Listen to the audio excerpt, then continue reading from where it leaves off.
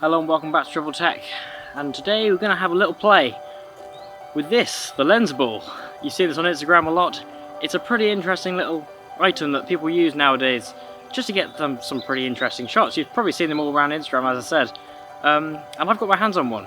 Got given to me as a gift actually a while ago, but I haven't actually properly gone out and had a go with it yet, so let's have a go.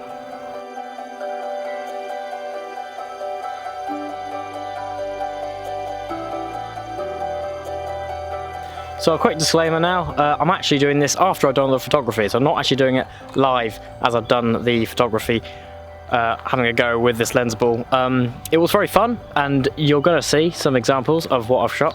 But yeah, the lights just disappeared now, so I wanted to get all the photography out of the way as soon as possible during golden hour. So yeah, we have it all out of the way, got some pretty interesting ones. Let's have a talk at just how good this thing is, and how easy it is just to get those pretty awesome shots that you get on Instagram, or that you've probably seen on Instagram. So I've been having a little play around. Probably some of the best and most interesting ones are actually done inside these leaves of the trees over here. So I found pretty quickly that you can really dramatically increase the quality of your pictures with the lens ball if you just have some foreground elements, try and shoot through things. Because it is pretty cool when you shoot straight into this. It does some pretty cool effects, like you've probably seen. You've already noticed, probably looking at all the stuff on Instagram, that it flips the image around looking through. So I have no idea how it works. It might just be a fancy kind of side effect of having a ball of glass, or they've done something very, very fancy, I don't know. But this is pretty cool. So yeah, it changes the image upside down, and it does warp it into almost like a fisheye look. It's pretty interesting. Let's keep going into detail, shall we? So yes, I had the lens ball on here for quite a few of the shots. I'm going to show you some of them now because they are quite interesting, the ones I've got. They're all from very different angles. They're all kind of very low. It's sort of down here and zooming in, getting some pretty interesting looking effects. Just because looking down on it on this log right here, it just looks pretty boring, but it's all about what you can see behind it. If you can get some flares in, it's very interesting. As I said, foreground elements really make it. But just by putting it on top of this log, getting a low angle and just getting foreground elements like so, it can really change the whole thing out, and it will just, it's all out of focus at the moment, but you know, you get the idea. You've seen the pictures, and that was a pretty cool location that I shot some pictures on. Now I was able to use the Camera Companion app, which I can use with this 6D Mark II, and just look through the viewfinder while my camera is way away. So I've got the 24-105 lens on this, so I got to zoom in all the way and just try and have a go with me going not too far away, but you know, a few meters away, and putting the lens ball up and trying shooting through it with some lens flares. Don't know how well it came out. I haven't actually looked at these photos yet, so probably the next segment of this video is going to be inside, I think. After I've had a look and edited these pictures, I can give you a bit more insight, I think, then. I figured out a new way of doing photography in terms of tripods. Tripods are amazing, don't get me wrong, but they're very, very annoying. So I've got this new system that I'm just trying out. I've got a ball head on top of a C-stand. Well, I guess C-stand isn't really the word for it. It's just on top of a lighting stand, but just this on a ball head.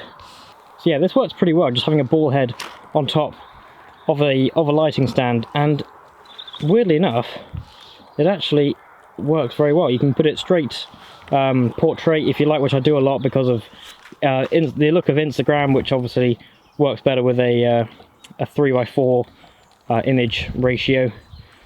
So yeah, I'm trying this out now. It's very lightweight. Of course, the main reason which it's better than tripods is just the fact that I just need one screw to bring all the legs in and out instead of three, and then it's just one screw or one pin or whatever you want to call it, just to extend it up and down. It's obviously not as secure because it's not as wide, but if you're not in, you know, difficult environments, it's actually easier, I reckon. Okay, so we're back inside now, and I've had the chance to edit the pictures, and I'm actually pretty impressed. They came out very well, and there's a few things that I've noticed, and a few things that I think I should tell you to keep in mind when shooting with these things, because It's quite important, and you can really improve your images if you just keep a few things in mind. So the first thing I noticed when editing these pictures is that the pictures in which the lens and myself were in a shaded spot and the background was a bright spot, the lens ball itself actually popped a lot more, and that was probably because the light was coming through the lens and then coming back out again at the camera, and it just popped. That's one thing to keep in mind, because if you're in a bright environment, you're in a bright environment, it really does help sort of center the lens ball, and it just pops out more. That's one thing to keep in mind. When using the camera's companion app, I was using a longer focal length to try and get some good images, but of course I was in a brighter spot and it didn't come out all that well, you'll see.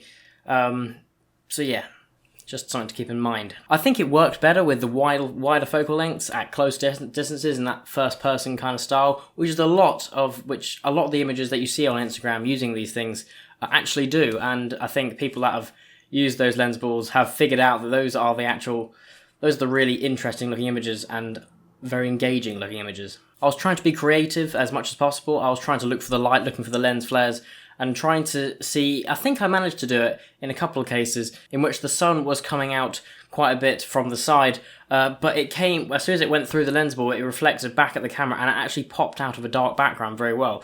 And it actually worked well in a dark environment, and the light just coming in from the side and popping back out at the camera. That also worked very well. There's one I put on the edge of a pond, and it popped very well, I thought, and it nicely contrasted the sky as well, which was also blue. But yeah, longer focal length looking and filling the frame with, not quite filling the frame, but getting very close to this thing and getting lots of depth of field, I didn't think actually worked very well with this. It can work in times, but it's quite difficult to get that critical focus to nail the good sharp background looking through this lens, and it just looks a bit mushy in my opinion.